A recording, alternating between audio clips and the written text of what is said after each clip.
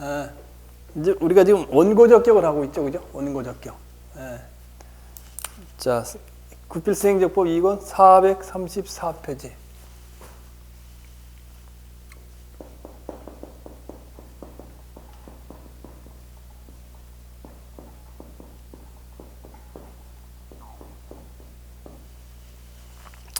원고적격이라는 것은 뭐라 그랬어요? 행정소송에서 특히 이번에 이제 취소소송을 하고 있으니까 취소소송을 제기할 법률상 이익이 있는 자. 원고가 있고 처분이 있어야 되고 공권력의 행사가 있어야 되고 공권력의 행사에 대한 소송을 제기할 적합한 자격이 있어야 된다. 근데 원고적격이 있어야 되고 피고적격이 있어야 되고 이걸 당사자 적격이라고 그랬죠. 근데 원고적격, 피고적격은 당사자 능력이 있어야 되고. 자, 그래서 지난 시간에 그런 얘기를 했고, 그래서 원고적격에 대한 우리나라 그 통설이 뭐라 그랬어요? 법률상 이익설, 법률상 보호이익설. 그러니까 행정처의 처분에 대해서 원고가 소송을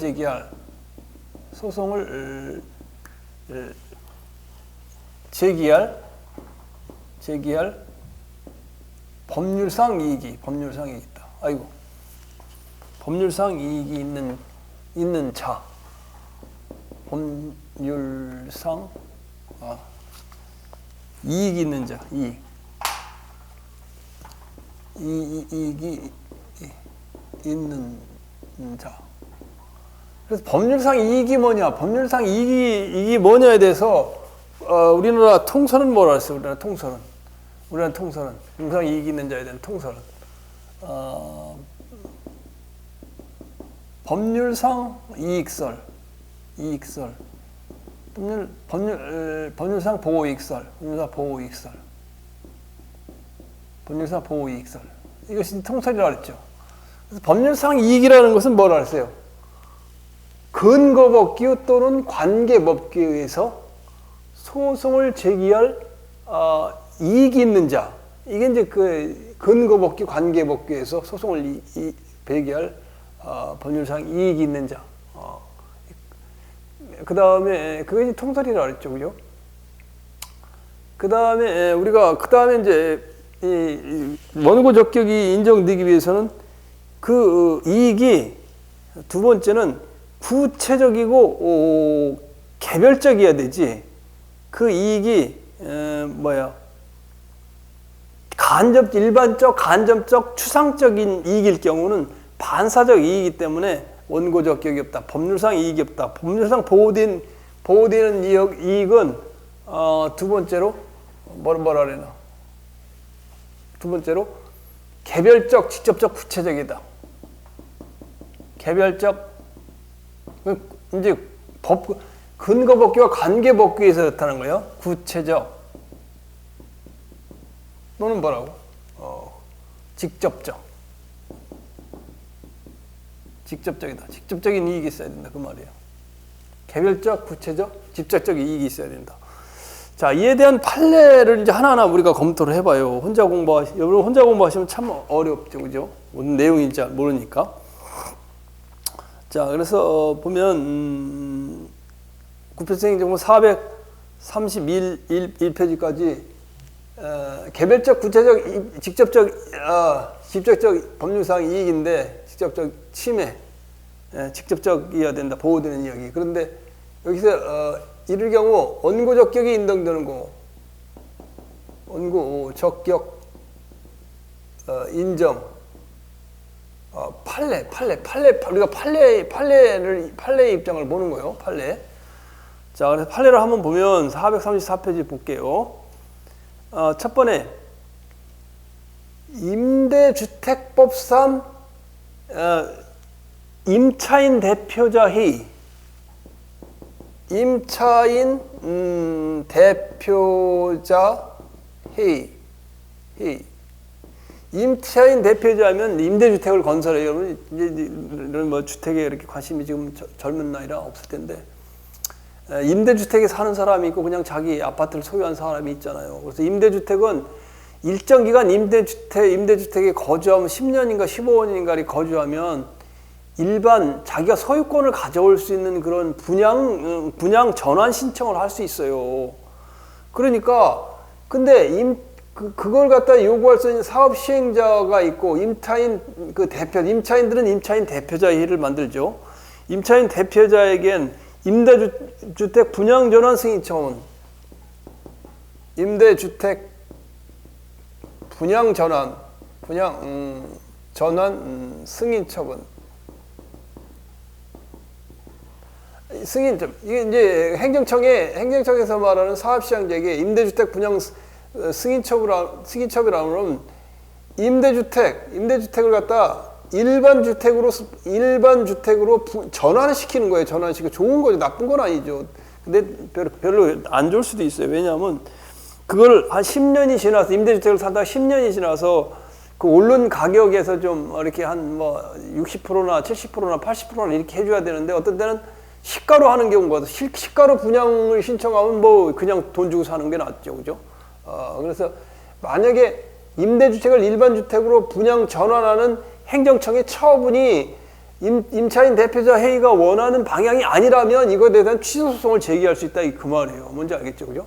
그렇게 이야기하면 이분들이 임대주택을 살고 있다가 임대주택 분양을 갖다가 임대주택을 일반 주택으로 바뀌는 그냥 분양 처분에 대해서는 개별적인 구체적으로 직접적인 이익이 있는 거죠, 그죠? 임대주택을 살다가 자기 집을 소유할 수도 있는 거잖아요. 그래서 그래요. 자, 그래서 요걸 그렇게 머리에 이해되면 안 잊어먹을 것이고.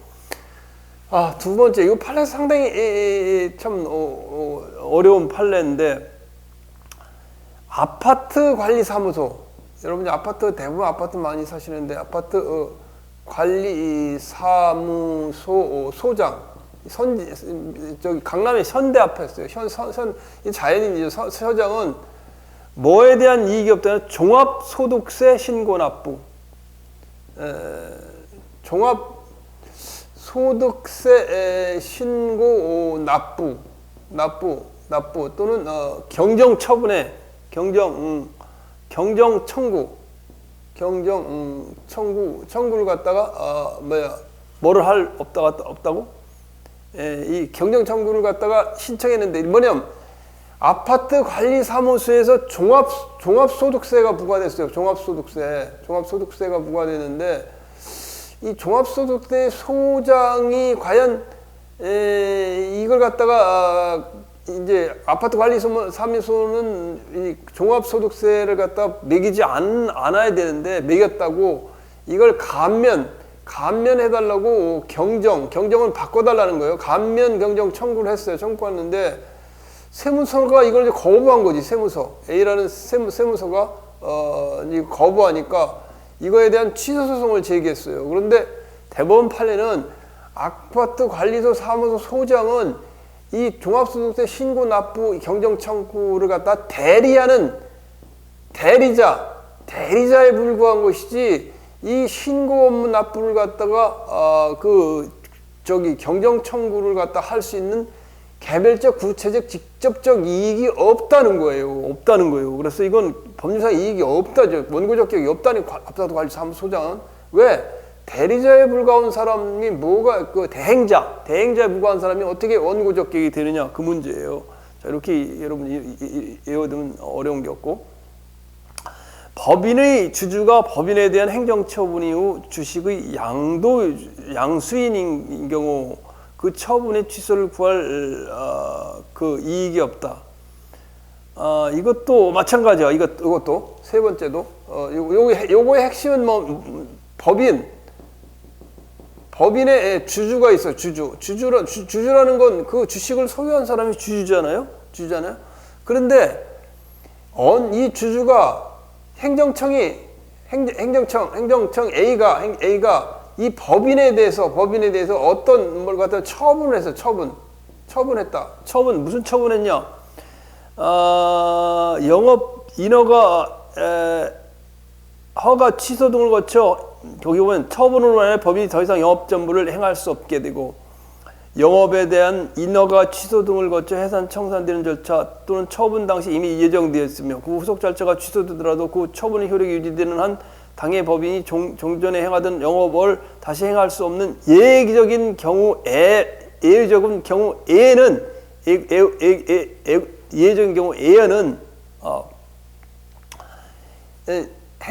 행정청이 이 법인에 대해서 행정처분이 있었다고, 처분이 있고 그 이후에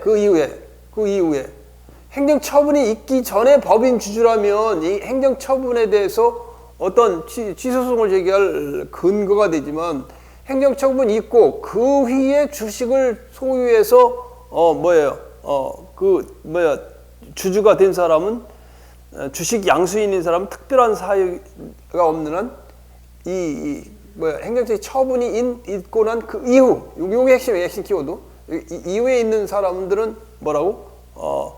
윤송사업 양도 양소 신고 소리. 예, 처분에 대한 미안해. 처분에 대한 이렇게 돼 있지. 잠깐만, 핸드폰 좀 끌게요.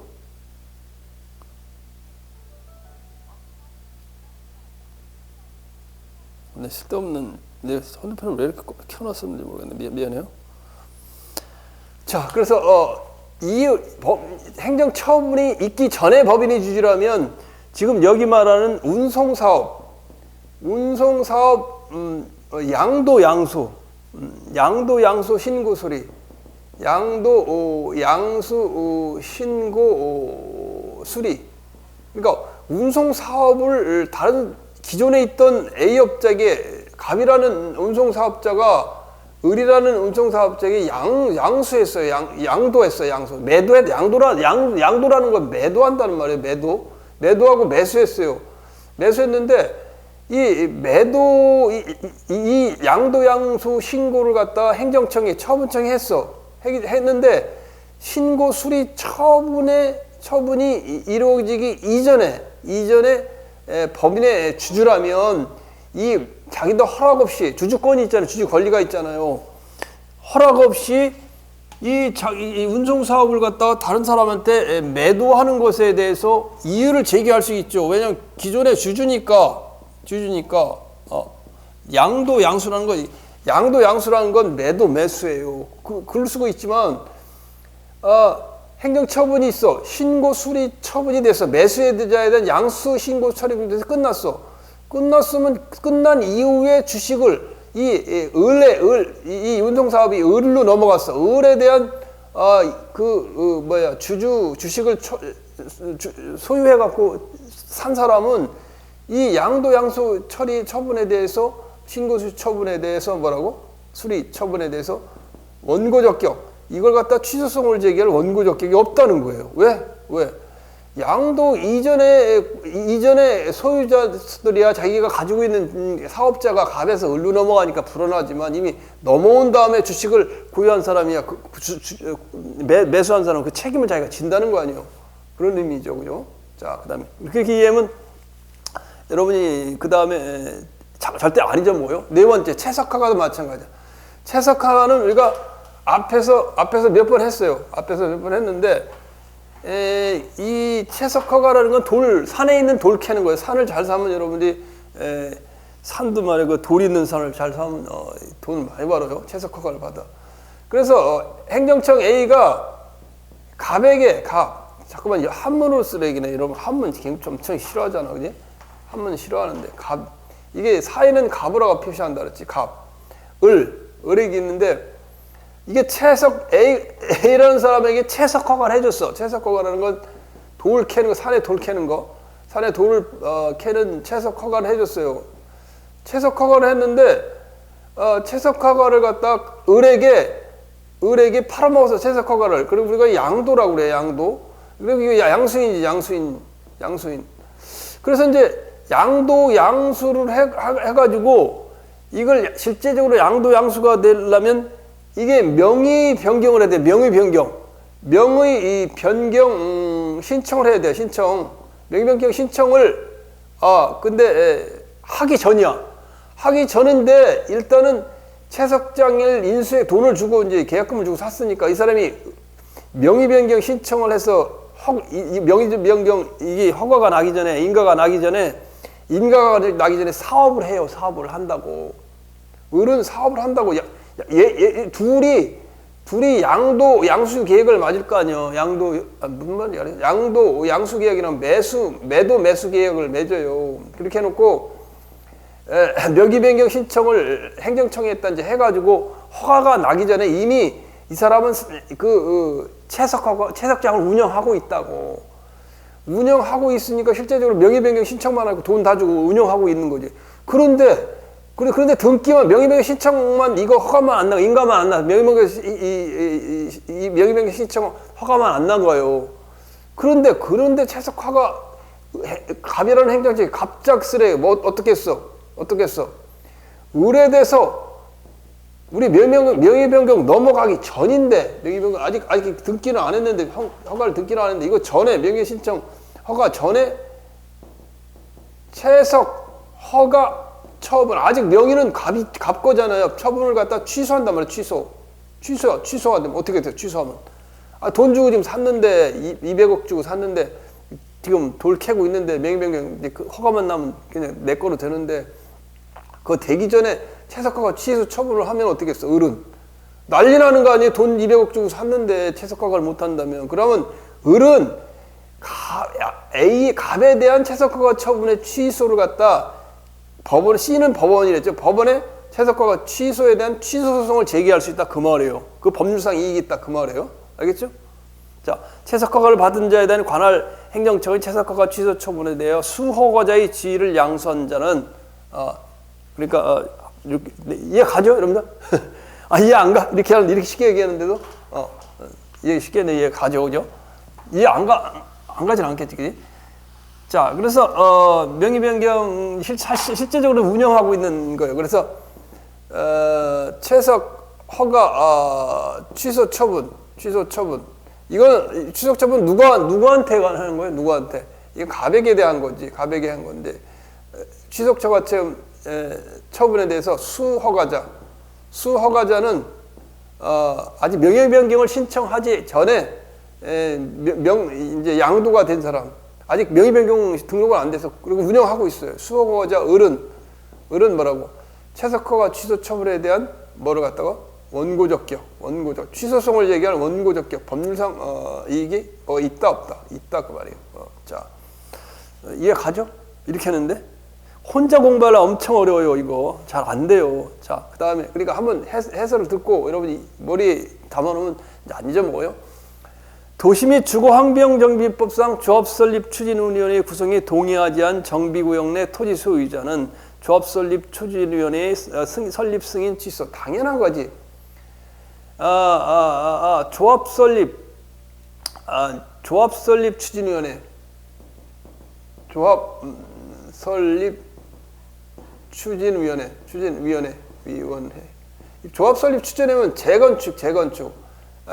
재개발, 아파트는 재건축, 일반 아파트 아닌 다세대 주택, 다가구 주택 이거는 재개발이죠. 재개발을 하려면 재개발조합 설립추진위원회를 만들어요. 설립추진위원회는 누구냐? 이 당시 법에 의하면 토지 소유자의 2분의 1 이상의 동의를 얻어가지고 위원장을 포함한 5인 이내로 구성하라고 돼서 2006년도 판례인데 지금은 더 사람이 많아졌어요. 소유자의 정수도 많아졌고 더 많아졌는데 강화되는데 재개발조합 설립 추진위원회를 해.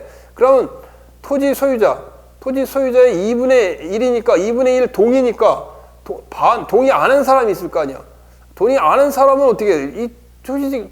이 구역이 있을 거 아니에요. 재개발 구역이 이렇게 나눠졌는데 이 안에 반은 동의 안 했고 반은 동의했다라면 동의 안 한 사람은 굉장히 권리이익에 큰 영향을 미치죠. 그래서 거기 보시면 추진위원회가 조합 설립을 할 경우 추진위원회가 행하는 업무와 관련된 권리 의무는 조합이 포괄 승계하며 주택 재개발 사업의 경우 정비구역 내 토지 소유자는 당연히 그 조합원으로서 되는 점. 토지 소유자는 당연히 여기 조합원이 돼요. 조합원이 되는데 동의를 받지 않았다는 것은 굉장히 큰 이익이지. 이게 아니에요. 아니 자기 집이 없어지고 지금 아파트를 받느냐 맞느냐 하는 거니까. 따라서 추진위원회 조합설립 추진위원회 승인 처분을 한다. 승인 처분. 누가 구성되느냐 이 승인 처분을 거기 구청이 한다. 이거에 대해서 취소성을 구할 원고 적격이 인정된다. 그 말이에요. 이건 이유가 없어요. 이유가 없어요. 자, 그래서 그거 그다음에 다섯 번째. 이것도 뭐 이제 판례가 오래되긴 했는데 여러분 머리에 막 쿨하게 남아요. 쿨하게 남고 뭐 한번 보면은 이제 잘 안 잊어먹을 만한 거예요. 자, 이종 교과서 도서의 이종 교과서 검정 신청. 이종 교과서 검정 신청이라는 건 뭐냐면 국민윤리, 윤리, 도덕 뭐 이런 애들 그 초등학교 교과목 있잖아요. 교과목을 국정교과서가 있고 일반 기업이 이제 출판사가 만든 업체를 이걸 갖다 검정해 준다래. 검정. 한문으로 이렇게 검정해 준다. 인정해 준다 그 말이에요. 인정해 준다.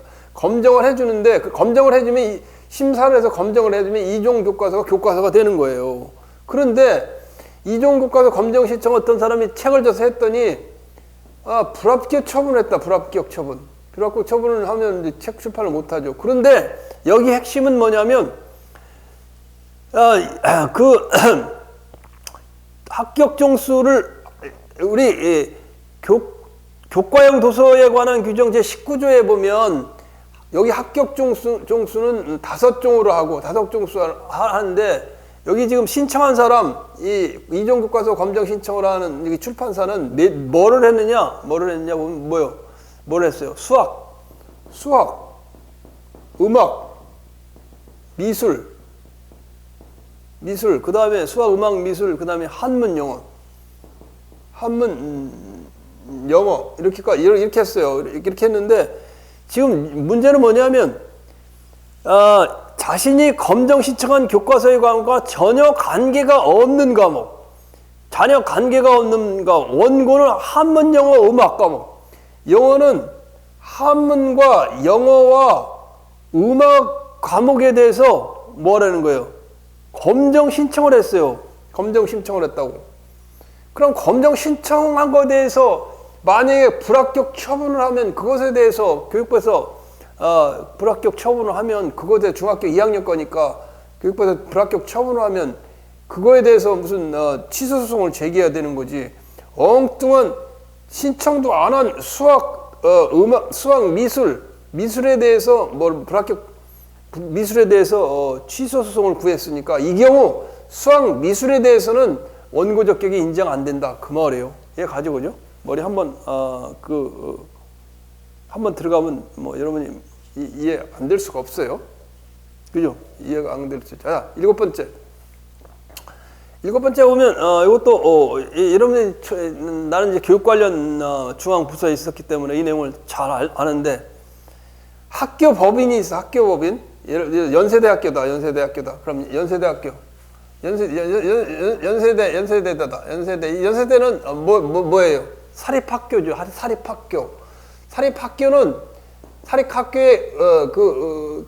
사립학교는 학교 법인이라는 게 구성돼요. 학교 법인. 연세대 학교 법인. 그래서 이 법인이 학교 법인이 법률행위래요. 법률행위래. 그래서 연세대학교 학교 법인에는 이사장이 있고 또는 이사가 있어요. 이사가 있고 감사가 있어요. 그래서 이 거버닝 바디가 어떤 재산을 처분하거나 이런 큰 중요한 의사결정을 여기서 해요. 마치 이제 국회와 같은 임무를 하는 거예요. 청와대 대통령은 뭘 집행을 하고, 총장은 뭘 집행을 하고, 의사결정은 국회와 같이 의사결정을 이사하는 거예요. 그래서 그 얘기예요. 이게 그 얘기예요. 그런데 여기 뭐냐면, 여기 이사장이나 이사가 이제 임기가 2년씩 있어요. 근데 임기가 있는데 임기가 변동이 되면 연세대학교에서 교육부 장관한테 임원 변경 승인, 일부러 자기들이 선임해가지고 이사회에서 선임을 해요. 여기 이사회, 이거 이사회예요. 거버닝 바디, 이사회에 선임을 해가지고 이사회에서 변경, 한 사람이 임기가 다 됐다라면 여기서 뽑아가지고 교육부 장관한테 인가 신청을 해. 인가 신청을 해. 좀 이렇게 할 테니까 해주세요. 이렇게 인가 신청을 해요. 그런데 인가를 연세대학교 학교법인에서 이사에 대한 한 명이 임기가 돼서 한 명은 다른 사람으로 해갖고 인가를 신청했더니 교육부 장관이 인가 안 돼, 반려 처분한다, 반려 처분. 그럼 그 반려 처분에 대해서 여기 이사 여기 행정청이 A지 반려 처분에 대해서 여기 신청을 하는 건 학교법인 갑이고 그 다음에 여기 을에 대해서 임원 신청을 한 건데 이 을은 이 반려 처분에 대한 취소 소송을 제기할 원고 적격이 있다 그 말이에요. 왜 당연히 이 교육부 장관이 인가를 안 해주면 자기가 이사로서 그 활동을 못 하니까 당연한 거죠, 그죠? 자, 그래서 이건 뭐냐면 학교 법인은 뭐야? 임원 승인 신청 반려 처분. 임원 승인 신청에 대한 반려 처분. 그래서 어떻게 되느냐? 임원 승인 신청에 대해서 초등학교, 중학교, 사립고등학교, 사립중고, 중학교, 고등학교는 교육청에서 교육감이 하고, 그 다음에 뭐예요? 그 다음에 대학의 경우는 교육부 장관이 하고, 임원승인 신청 반려처분을. 따라서 이거에 대한 누구라고? 임원으로 선임되는 사람. 임원으로 이사에서 선임된 사람, 선출돼서 이사에서 임명되고 인가를 신청해 선임된 자. 이 사람은 원고 적격이 당연히 있다. 그죠? 이 의문이 없어. 그죠? 자, 처음 공부하려면 어렵죠. 그죠? 내 얘기를 들으면 이 얘기가 쏙쏙 들어가죠. 그래서 내가 좀 궁금한 건 여러분 학원에서 공부하는데 나는 이제 실무로 오랫동안 경험해서 이런 내용을 잘 알잖아요. 학원 선생님들이 이런 걸 어떻게 설명해 주는지 모르겠어요. 이런 내용을 알까? 참 모르지. 그죠? 나는 뭐 근무를 해봐서 다 모든 걸 알고 있으니까 그런데 좀 그런 뉘앙스가 좀 있고. 자, 그 다음에 좀 또 계속해서 볼게요. 하나 더 나오면 돼. 그것도 밑에다 쓸까? 이거 밑에다 쓰자고. 그 다음에 이게 마지막 건가? 9번이? 어디 볼게요. 9번, 10번 뭐 두 개가 남았는데 여기다 쓰자고. 자, 그 다음에 8번 보면 8번 볼게요. 골프장 회원 예탁금 회원제 골프장 예탁금 회원제 이거 잘 쓰자고. 여러분들 그래서 잘 써줘야지. 그래 기다려 쓰면 안 돼요.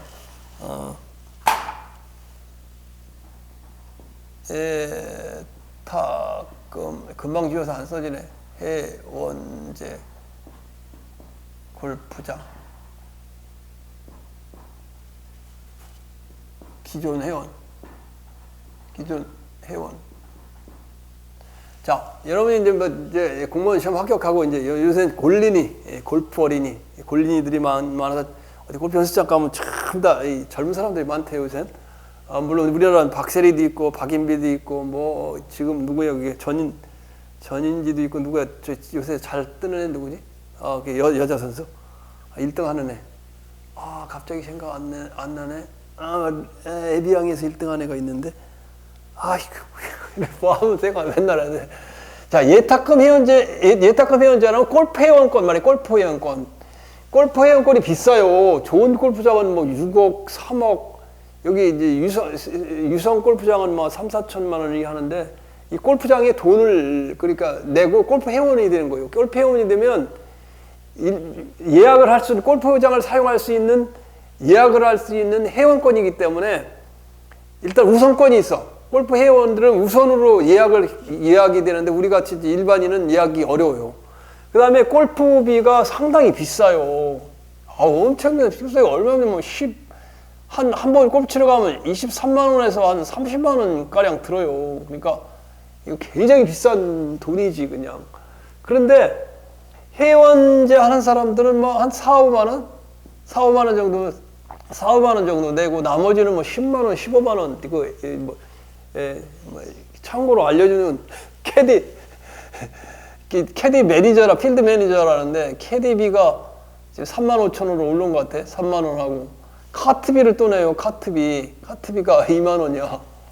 그리고 이제 그 골프장에 따라 일반적으로 뭐 좋은 골프장은 5만 원에서 20만 원 사이, 아주 좀 중저가는 7만 원에서 한 15만 원 사이인데 대부분 이 정도에 들어가요. 그럼 생각해봐. 17만 원 정도 한다 나와. 17만 원 정도 한다 그러면 이게 뭐 얼마예요? 그냥 골프비가 5만 원, 17만 원에다 5만 원을 더하면 얼마가 되는 거예요? 5만 원을 더하면 22만 원이 되는 거 아니에요? 25만 원 들어가는 건 아무것도 아니에요. 자, 그러니까 4, 5만 원 만약에 골프 회원권이 있어서 4, 5만 원 내고 가면 굉장히 싼 거죠, 그죠? 그런데 예탁하면 이제 골프장 기존 회원은 뭐에 대한 거냐면 이 골프장 업자가 체육시설업자네요. 골프장 업자가 체육시설업자가 뭐를 할까? 시설업자 돈 많이 벌려고 기존 회원권을 더 많이 하려고 그랬지. 그래, 회원 모집 계획서 회원 모집 계획서가 있어요. 그래서 회원 모집 계획서 당초에는 뭐 한 300명 이렇게 얘기했었는데 모집 계획서에 대한 시도지사의 검토 결과 통보. 거기서는 시도지사의 검토 결과 통보가 있었다. 통보. 당초 체육시설업자가 골프장 주인이 골프 회원제 뭐 이제 2억씩 3억씩 거둔 사람들이 한 200명 된다고 그러면 당초에는 200명 정도 회원 모집해가지고 운영한다고 그랬는데 그게 아니고 한 뭐 300명 이렇게 해가지고 돈 더 벌려고 한 300명 이렇게 해가지고 회원 모집 계획서를 변경해가지고 시도지사에게 허가를 신청해서 검토 결과가 통보가 온다면 만약에 200명 기존에 있었던 거하고 300명하고 굉장히 큰 차이죠. 왜냐하면 한 사람이 3억씩, 2억씩 낸다고 해도 벌써 이게 100명이니까 자기는 200억이 더 10명이면 20억이고 200억이 더 벌리는 거 아니에요. 골프장 회원은, 골프장 주인들은. 그런데 이제 이렇게 해서 당초 200명 수준에 들었던 사람은 100명이 늘어나면 어떨까? 100명이 늘어나면 자기가 골프 치는데 좋아 안 좋아?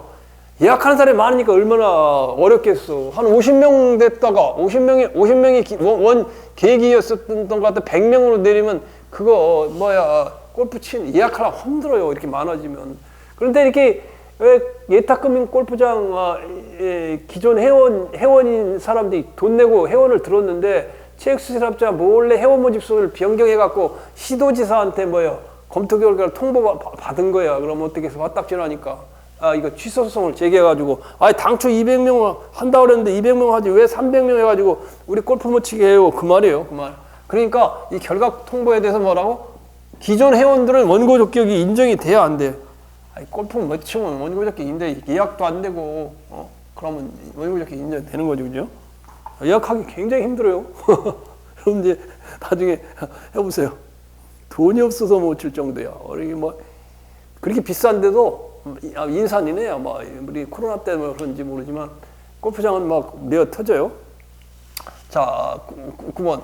그 다음에 이제 거기 보면 도시 환경 정비 사업에 대한 사업 시행 계획이 당연 무효인 경우 분양 신청 기간 내 분양 신청을 하지 않거나 분양 신청을 철회하여 조합원 지위를 상실한 토지 소유자에게도 관리처분 계획의 무효 확인 또는 취소를 구할 법률상이 있겠다. 자, 잘 보세요. 도시환경정비사업,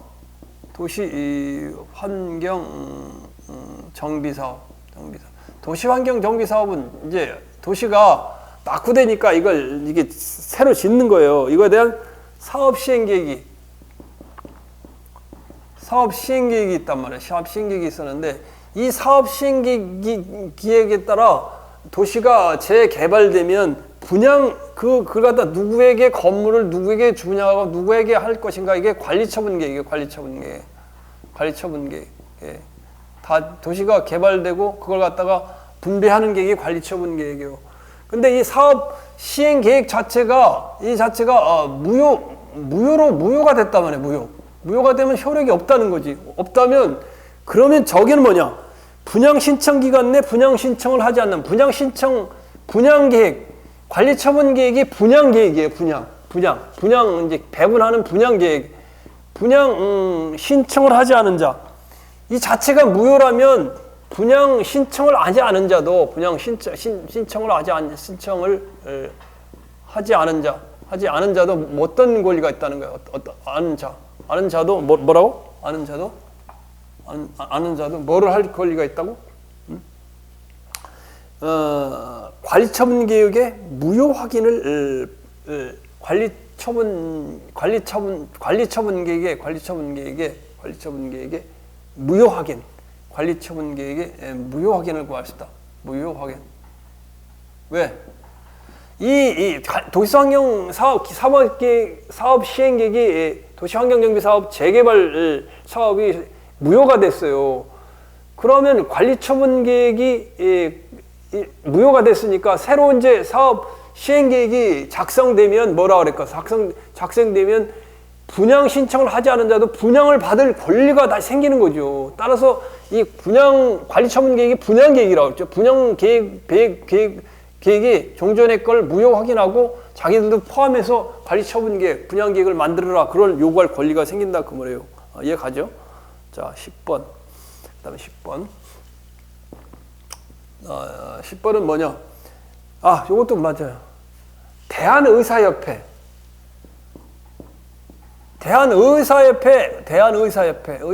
지난번에 대한의사협회 그 양반, 하여튼 상당히 정치 좀 하려고 그랬는지 많이 많았었잖아요. 막 의견도, 코로나 때 의견도 내고 반대도 하고, 코로나 때 파업도 하고 그런 협회 했었는데, 대한의사협회 회장은 국민건강보험법상, 국민건강보험 급여비용 협의회 의원, 요양급여. 그러니까 대한의사협회는 보건복지부에서 뭐를 하느냐? 의사들이 이제 약을 쓰면 보료보험이 혜택이 되느냐 안 되느냐에 따라 건강보험 요양급여 행위, 건강보험 요양급여 행위, 여러분들이 건강보험료를 굉장히 많이 떼요. 공무원이 되면 나도 한 36만 원 이렇게 떼고 있는 것 같은데 굉장히 많이 떼요. 병원에 가는 거 한 번도 없잖아. 그럼 1년이면 360만 원에 한 400만 원 이상 의료보험을 내는데 사실 병원에 가는 거 하나도 없다고. 그리고 2년마다 한 번씩 나는 병원에 자주 가는 편인데, 그럼 그 건강보험료에서 이 보험 혜택이 이제 병원에 가는 사람 보험 혜택이 있죠. 근데 그 보험 혜택이 그러니까 나라에서 얼마, 그다음에 병원에서 얼마 이걸 부담하는 거예요. 그것이 급여 행위고, 그 상대 가치 점수 개정, 그 상대 가치 점수 개정. 그래서 이거는 건강보험 급여 행위와 상대 가치 점수 개정, 요 문제는 의료 진료행위라는 병원에는 굉장히 큰 거예요. 왜냐하면 정부에서 돈을 얼마 받느냐는 거와 또 제약회사도 크죠. 약값에 보험이 적용되느냐 안 되느냐, 얼마 적용되느냐 커요. 그런데 보건복지부 장관의 이 개정에 대해서 취소 소송을 제기할 취소를 구할 원고 적격이 있겠어요, 없겠어요? 대한의사협회는 이건 자율적인 재단이에요. 자율적인 단체예요. 따라서 이 사람들은 없어. 보건복지부 건강보험 급여행위 보건복지부 고시, 보건복지부 장관이 고시하는 건강보험 요양급여 및 그 상대 가치 점수 개정, 요거에 대한 취소 소송을 제기할 원고 적격이 없다. 왜? 대한의사협회, 특히 대한의사협회가 회장이 요양급여 협회의 무슨 위원으로서 활동하나 봐요. 이걸 개정하려면 의사협회 회장도 들어가서 이제 협의를 해야 되니까 여기 위원으로 활동한다고 하고 있지만 여기 대한의사협회라는 건 이거에 대한 무슨 법률상 이 구체적인 여기 말하는 구체적인 개별적인 직접적 이익이 대한의사협회는 없는 거죠, 그죠? 없기 때문에 그래요. 자, 그 다음에 여기까지 했고, 자, 그 다음에 이제 또 이제 새로운 그 다음에 이제 세 번째로 이게 세 번째 우리가 생각해봐야 될 거는 뭘 생각해보냐면 이 법률상 이익이라는 것은 현실적으로 침해된 현실적 법률상 이익이라는 건 현실적 침해 이게 침해된다면 당연히 그건 법률상 이익이 있죠, 그죠? 침해되는 경우뿐만 아니라 침해될 우려가 예상되는 경우, 침해될 우려가 예상되는 경우, 예상되는 경우에도 우리가 원고 적격을 인정해준다. 소송을 제기할 법률상 이익이 있는 사람으로 인정해준다. 그 말이에요. 자, 이거에 대한 판례를 좀 하나 검토를 해보면, 자, 공장 설립 수질 오염 등이 발생할 우려가 있는 취수장에서 물을 공급받는 부산광역시 양산시에 거주하는 주민들은 위 처분의 근거 법기 관련 법규에 법률상 보호되는 이익이 침해되거나 침해될 우려가 있는 주민으로서 원고 적격이 인정된다.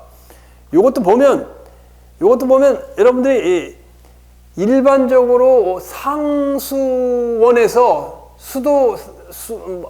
상수원을 공급받고 있는 주민은 그 상수원 구역 변경에 대한 구역 변경 처분에 대한 취소 소송을 제기할 원고 적격이 없어요. 그러나 이 경우는 왜 그러냐면 왜 그러냐면 특히 이거하고 그거하고 합쳐서 한번 알아두라고 지난번에 얘기했죠, 그죠? 왜 그러냐면 양산시 부산시 플러스 부산시 주민이 부산시 그 사람들이 여러분 잘 부산에 거주하시는 분들 많겠는데 여기 보면 물금 취수장에서 물을 받아가지고 정수해가지고 이제 이렇게 먹죠, 그죠? 물금 취수장에서 양산시, 부산시 결국 여기 있는 시민이 원고 적격이 있느냐 없느냐는 문제예요.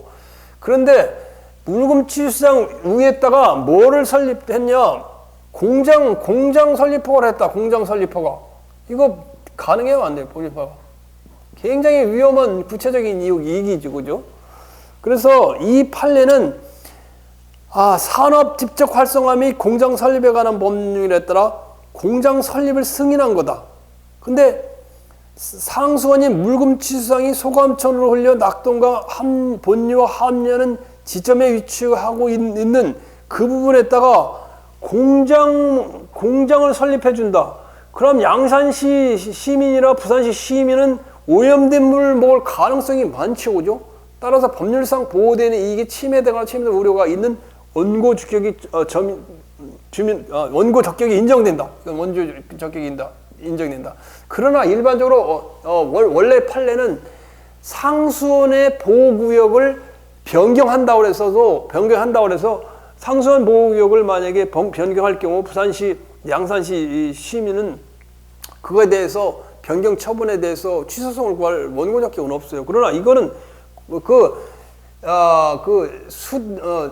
상수원 구역 변경이 아니라 상수원 구역 변경이 아니에요. 상수원 구역 변경이 아니고 구역 변경이 아니고 공장 설립 허가야. 물금 취수장 그 인근에 공장 설립 허가를 할 경우 이건 경우는 큰 일이라 그 말이에요. 그러니까 현실적 침해가 될 우려가 있는 거죠, 그죠? 자, 그렇게 이뤄두면 다시는 아니죠. 이러면 다시는 아니고 그냥 혼자 공부하기 굉장히 어려워요. 자, 그 다음에 인허가 등의 수익적 행정처분을 지금 몇 페이지하고 있냐면 원고 적격에 대한 438페이지 국필행정법 2권 438페이지 내 설명을 듣고 한번 여러분이 그 판례를 공부하시면 어떻다고? 이해가 잘 되고 기억에 머리에 꼭 쏙쏙 남고 한번 머리에 넣으면 그 다음에 안 잊어먹는다 그 말이에요. 자, 다 판례를 하나하나 이해해서 해설해 놨기 때문에 그런 말이에요. 그렇단 말이에요. 자, 여러분이 이 많은 판례를 아무 의미 없이 외운다는 건 그 무익한 일이에요. 의미 없이 외운다는 건 참 힘들고. 자, 인허가 등 수익적 행정처분을 신청한 수인이 서로 2번 경쟁관계에 있어서 일방에 대한 허가 등 처분이 타방에 대한 불허가 등으로 구결될 수밖에 없는 때에 허가 등의 처분을 받지 못한 자는 비록 경원자에 대한 이루어진 허가 등 처분이 상대방이 아니더라도 당해 처분 등을 취소를 구할 원교적 격이 있다. 이것도 여러분이 뒤에서 한 번 해요. 뒤에서 한 번 해요. 경원자에 대한 문제예요. 경원자 소송. 경원자 소송에서 허가받지 못한 자. 받지 못한 자. 이런 원고적 격이 인정된다. 경원자 소송. 경원자라는 것은 경쟁한다. 복권 경쟁한다. 달리기 경쟁한다. 신청했어, 신청해서, 이 경원자라는 게 판례에서 나온 용어예요, 경원자. 신청을 여러 명이 하는 거예요. 여러 명이 했는데, 나 좀 해주시오, 나도 해주시오, 이렇게 이제 해주시오. 근데, 그 중에 여러 명이 신청했는데, 40명 선발을 하는데, 100명이 신청했어요. 40명 선발하는데 100명이 신청했어. 그럼 60명은 떨어지잖아. 그럼 60명 떨어진 사람은 이 허가받은 허가한 그 정부의 허가에 대해서 취소 소송을 제기할 원고적 격이 인정된다 그 말이에요. 쉽게 얘기하면 이거요. 거기 나오듯이 41개 대학에 왜 자꾸만 거꾸로 쓰냐? 로스쿨 알죠? 로스쿨은 그냥 일반 이제 법대를 나오고 로스쿨을 진학하게 되면 변호사가 되는 거예요. 지금 변호사 그렇게 되잖아요. 로스쿨 나오면 변호사 시험 봐서 되잖아요. 그런 거 마냥 로스쿨 나와야 돼요. 지금은 로스쿨 나와야 변호사가 돼요. 예전에는 안 되는데 이재명 후보가 지금 바꾼다는 거 아니에요? 그냥 사법시험도 볼 수 있게. 그런데 그런 공약을 내거는데 로스쿨은 이걸 나오면 변호사 되는 거예요. 교육부에서 41개 대학에 정원은 2,000명이요. 전형은 2,000명이니까 한 대학에 한 50명 되나요? 50명 되나요? 50명 되게 되는데 이 41개 대학에 2,000명 정원이 되는데 로스쿨을 그때 로스쿨을 인가했나? 인가라고 불렀을 거예요 그때. 인가 처분했어요. 그 인가 처분했는데 로스쿨 인가 처분했는데 여기 떨어진 사람이 굉장히 많아요. 특히 조선대학교 떨어졌잖아. 조선대학교. 광주에 있는 조선대학교가 떨어졌는데 조선대학교가 로스쿨 신청했는데 떨어지니까 이 41개 못 들어가니까 여기 로스쿨 예비인가 로스쿨 예비인가 처분 취소 소송을 제기했었다고.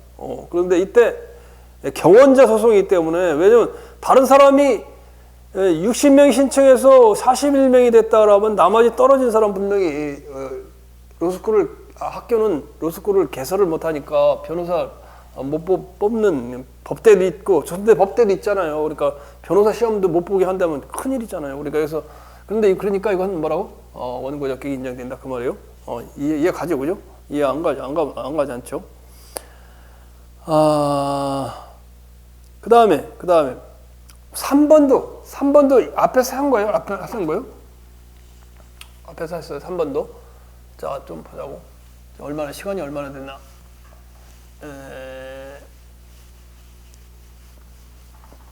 자, 여기 있는 판례들을 여러분이 잘 알아두면 시험에 매년 나오고 그러는 거니까 원고적 격 처분에 대해서 항상 두 문제를 꼭 나니까 여러분이 잘 공부를 해 주셔야 돼요.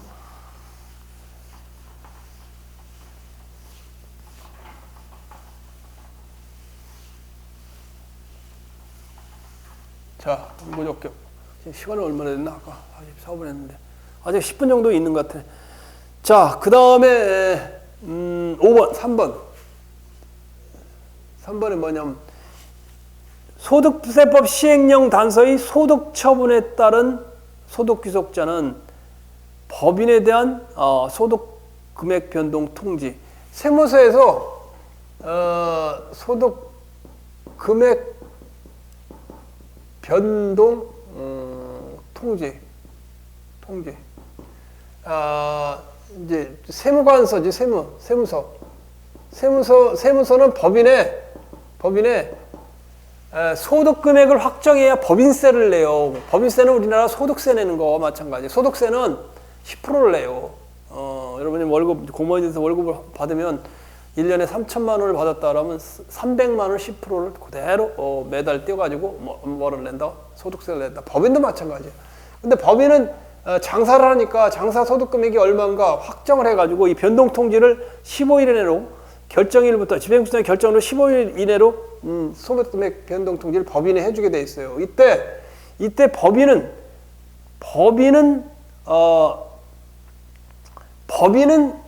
두 가지야. 이렇게 법인은 이 소득금액 변동 통지에 원고 적격이 돼요. 인정할 수 있는 원고 적격이 된다고. 원고 적격이 되는데 이 법인은 되는데 소득 귀속자, 소득 귀속자, 귀속자는 주주나 임원은 이거는 세무사의 소득금액 변동 통지에 취소 소송을 제기할 원고 적격이 인정 안 돼. 거기 잘 읽어보세요. 소득 귀속자요. 소득 귀속자라는 것은 뭐냐? 왜 안 되느냐? 소득 귀속자는 소득세 부과 처분에 대해서 소득세 이 사람은 개인이야, 개인. 법인이 아니고 개인이란 말이야. 주주는 개인이라 소득세 부과 처분에 대해서 취소 소송을 제기하거나 원천 징수, 원천 납세 의무자,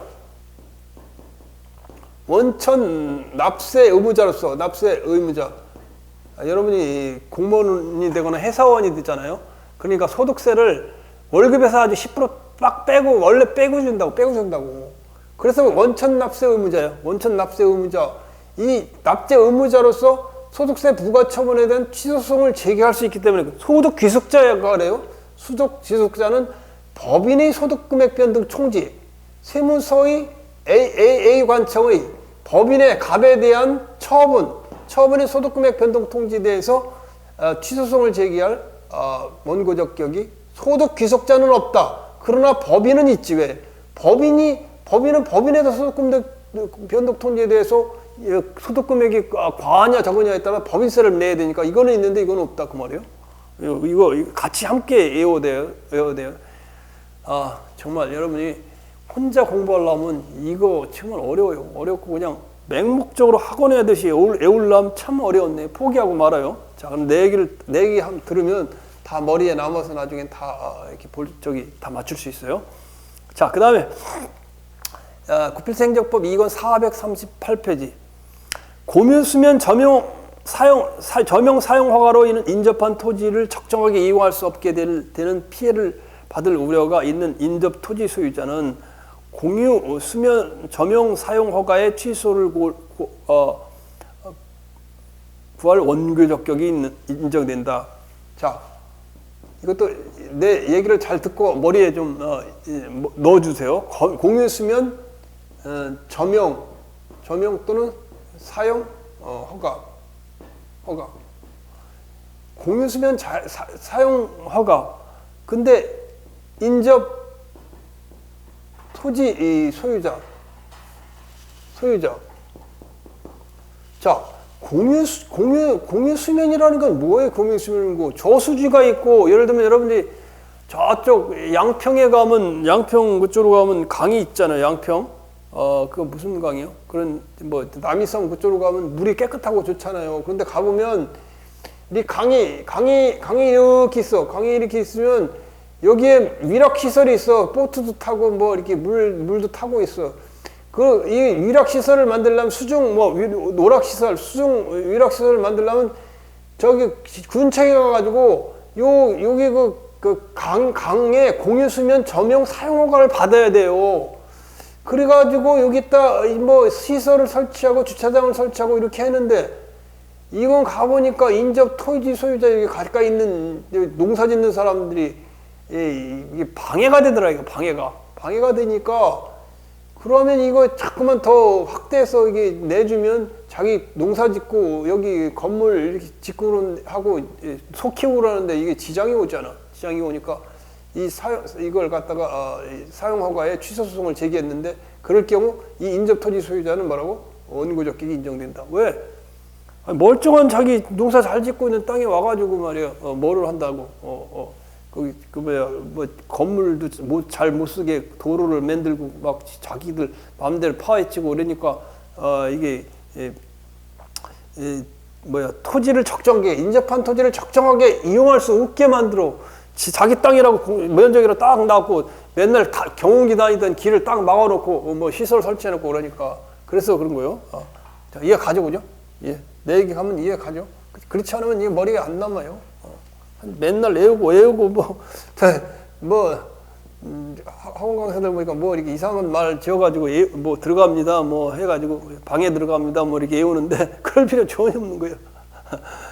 왜 그렇게 미련하게 외우고 있어요? 자, 그 다음에 자, 요거까지만 하고 좀 한 번씩.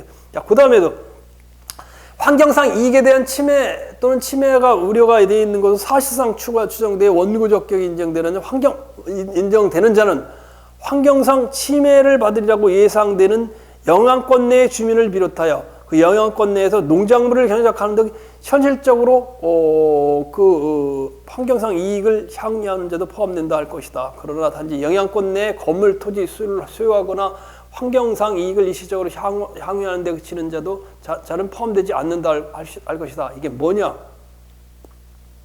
이 판례로 여러분 내 이야기를 들으면 다시는 안 잊어먹을 거예요. 뒤에서도 한 번 더 나와요. 제주도 가면 제주도 있잖아. 제주도 이게 제주도라 그렇게. 제주도 그렇게 잘못 그래요. 여기 우도가 있잖아. 우도. 우도 가보셨어? 우도 가보셔가지고 내가 우도에 추억이 있는데 여기 가가지고 자전거를 빌려갖고 우도에서 이렇게 돌아서 하다가 낚싯대를 가져가고 낚시를 할 때 낚시가 잘 잡혀요. 근데 갯벌에 올라가면 날카로워 발이 이렇게 저기 해야 되잖아. 까지잖아. 그래서 우리 애한테 맨발로 올라오지 말라 했더니 맨발로 올라갔다가 파도가 쳐가지고 넘어지는 바람에 발 다쳐가지고 아이고 애 먹었던 게 우도인데 우도 여러분 이거 제주시죠. 제주 공항 타고 이렇게 가다 보면 이쪽 우도 성산일출봉 여기 있잖아요. 여기 가다 보면 이쪽에 보면 풍력발전소가 많이 생겼어. 풍력발전소 많이 바다에 져놨다고. 풍력발전소 사건이요. 이 풍력발전소를 하니까 풍력발전소 때문에 이 주민들이 이거 풍력발전소 사업 건설, 사업계획 허가, 사업계획 승인, 이 풍력발전소 개발 사업계획, 풍력발전소 개발 사업 승인, 취소소송이에요. 취소소송. 풍력발전소 하니까 주민들이 막 다 벌떼같이 일어나고서 안 된다 해갖고 취소송을 제기한 거예요. 그런데 이때 이제 이 판례를 잘 보면요. 환경상 이익에 대한 침해 또는 침해 우려가 있는 경우 여기 사는 주민 이거 돌아가니까 시끄럽잖아. 시끄러울 거 아니야. 그 다음에 여기서 주민뿐만 아니라 그 다음에 농사 짓는 사람도 이거 들어가면 시끄러울 거 아니에요. 그거는 인정이 돼. 그건 원고적격이 인정이 돼. 그런데 인정이 안 된 사람이 있어. 인정이 안 된 사람. 뭐냐?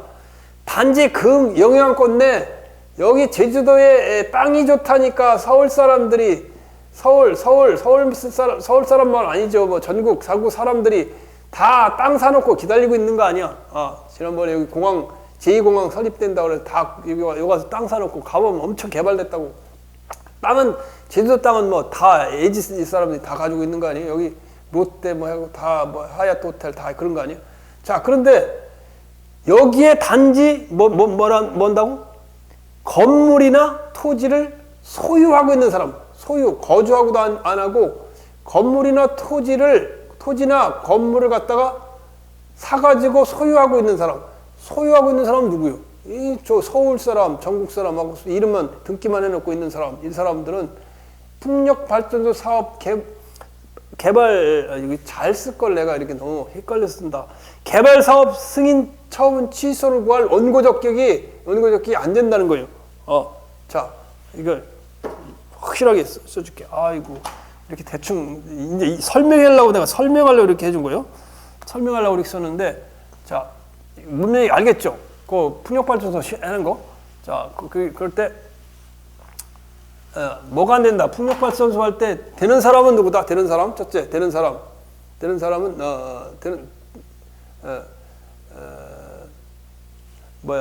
개발 사업 승인 처분. 개발 사업 시행 승인 처분. 여기 제주도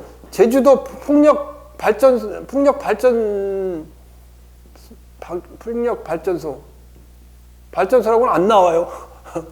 시험에 그게 판례는 안 나와요. 판례는 안 나오는데 개발 사업을 승인 처분에 대해서 직접적으로 침해 또는 침해 우려가 있는 영향권 내의 주민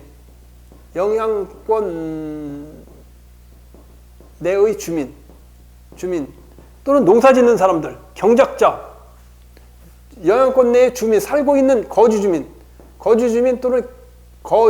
또는 경작자, 이런 사람들은 연고적격이 인정된다. 풍력발전소가 시끄러우니까. 인정이 안 되는 사람은 단순히 영향권 내에서 건물 토지 소유자, 이 서울에 있으면서 땅 투기하려고 건물과 토지를 사놨다. 이런 사람들은 원고적격이 인정 안 된다. 왜 인정 안 될까? 개별적 구체적인 이익이 없잖아. 나도 제주도에 땅을 사놨다고 한다면 땅값이 안 올라가니까 땅값이 안 올라가니까 그 구체적 이익이 있나? 모르겠네. 하여튼 영향권 내 사람들은 구체적이고 개별적인 거주 주민이나 경작자는 있는데 거주 주민이 아닌 사람은 단순히 건물 토지를 소유한 사람은 환경상 이익을 일시적으로 향유하는데 그치기 때문에 원고적격이 인정 안 된다 그 말이에요. 자, 어때요? 굉장히 계속해서 진도가 나가고 있죠. 자, 1시간 됐으니까 좀 쉬었다가 물 좀 한 잔 마시고 갈게요.